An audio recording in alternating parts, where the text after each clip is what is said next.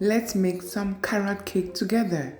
First, we will be using 3 large carrots, and I cleaned the carrots. First of all, I washed them, then I cleaned the carrots, and using my carrot scraper, I scraped the back of the carrot. Hello everyone, welcome back to my YouTube channel. If you're here for your first time, I am Patty G's Cakes and Treats, creating contents on cakes, pastries, and everything in between, and I do everything to upload videos every week. So after peeling the backs of the carrot, I use my grater to shred this carrot into small pieces. Yep, just watch as I do this. This is just making sure I have my carrot ready for my cake, right? And this cake is very moist. It's totally heavenly. Then next, I will, in an empty bowl, add 1 cup of white sugar, half a cup of brown sugar, 1.5 cups of vegetable oil. Yep, 1.5 cups of vegetable oil. This is going to make the cake really moist, so you need 1.5 cups.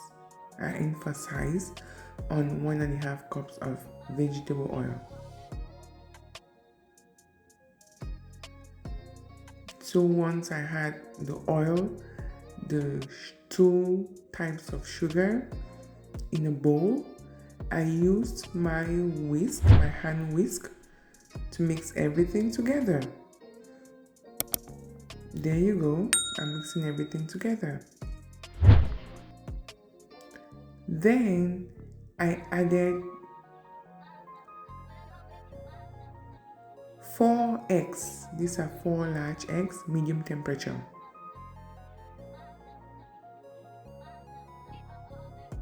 Just continue to watch.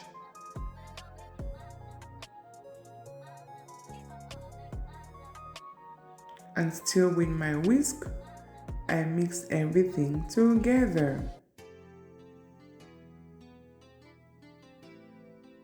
And at this point in time, I think I was done with my wet ingredients. Oh, actually I forgot.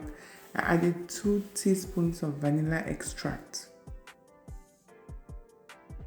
Using my whisk again, I mix everything together. Now I'll be adding 2.5 cups of flour. First 2 cups and later on the half will be added.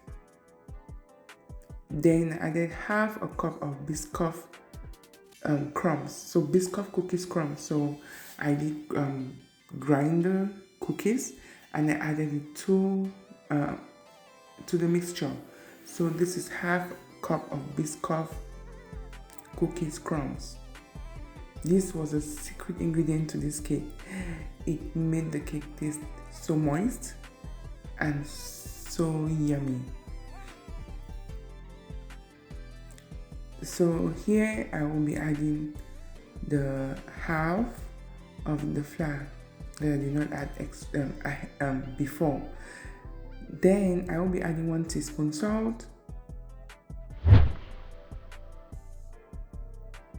Again, if you haven't subscribed to this channel, please do well to subscribe to the channel. Let's grow this channel together.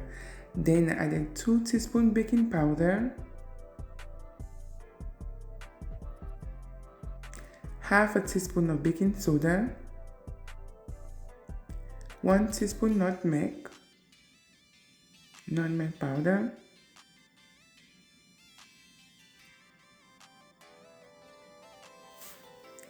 1 teaspoon cinnamon powder,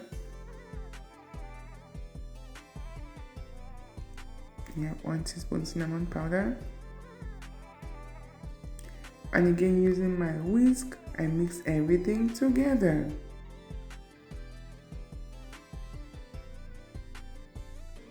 At this point in time, I think the last thing that was still remaining was the grated carrots or the shredded carrots. So here I added 3 cups of the grated carrots. So technically, each of the carrot made a cup of grated carrots. Yep, just continue to watch.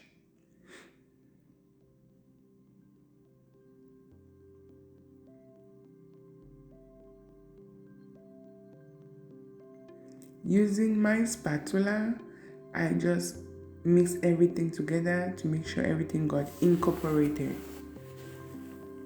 So that is my spatula right there, doing the magic for me.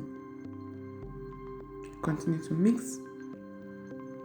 And once everything was incorporated and well incorporated, I did grease my loaf pan.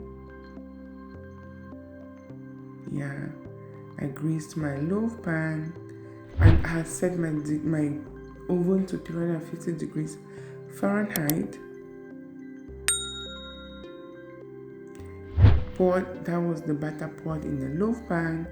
After baking for about 45 minutes to 50 minutes, the cake was ready, and I had to take the cake out of the loaf pan after resting for about a minute or two.